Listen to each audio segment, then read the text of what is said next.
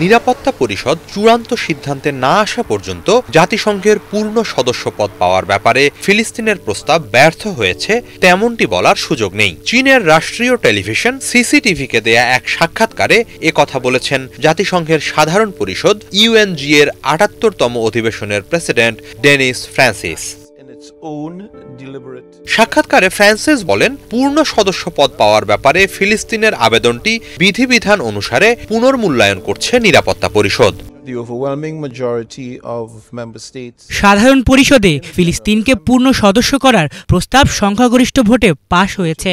এরপর নিয়ম অনুসারে তা নিরাপত্তা পরিষদে পাঠানো হয়েছে। এখন তারা কি সিদ্ধান্ত নেয় তা জানতে আমাদের অপেক্ষা করতে হবে। নিরাপত্তা পরিষদ ভালোভাবে সাধারণ পরিষদের ভোটের ফলাফল খতিয়ে দেখবে ও নিজের সিদ্ধান্ত জানাবে। আমরা তাদেরকে সেই সুযোগ দিতে চাই। Under the rules of procedure, the General Assembly sent it back to the Security Council.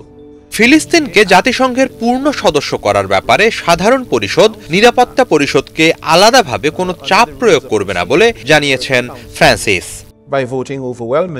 সাধারণ পরিষদ চাপ প্রয়োগের নীতিতে বিশ্বাসী নয়। তারা বিচার বিবেচনা অনুসারে এরই মাঝে ফিলিস্তিনকে সদস্যপদ দেওয়ার ব্যাপারে নিজেদের রায় জানিয়ে দিয়েছে। এর চূড়ান্ত ফলাফল কি আসে আমরা তাই দেখার অপেক্ষায় আছি।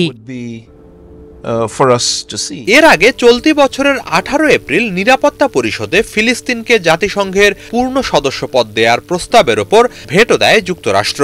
এরপর 10 মে এক জরুরি অধিবেশনে সাধারণ পরিষদে এ সংক্রান্ত একটি প্রস্তাবের ওপর ভোটাভুটি হয়। সে সময় 143টি দেশ ফিলিস্তিনকে পূর্ণ সদস্যপদ দেওয়ার পক্ষে ভোট দেয়। বিপক্ষে ভোট দেয় যুক্তরাষ্ট্র, ইসরায়েল সহ 9টি দেশ। এছাড়া 25টি দেশ ভোটদানে বিরত থাকে। সাধারণ পরিষদের ওই প্রস্তাবে ফিলিস্তিনকে জাতিসংঘের পূর্ণ সদস্যপদ দেওয়ার বিষয়টি পুনর্বিবেচনার জন্য নিরাপত্তা পরিষদকে আহ্বান জানানো হয়।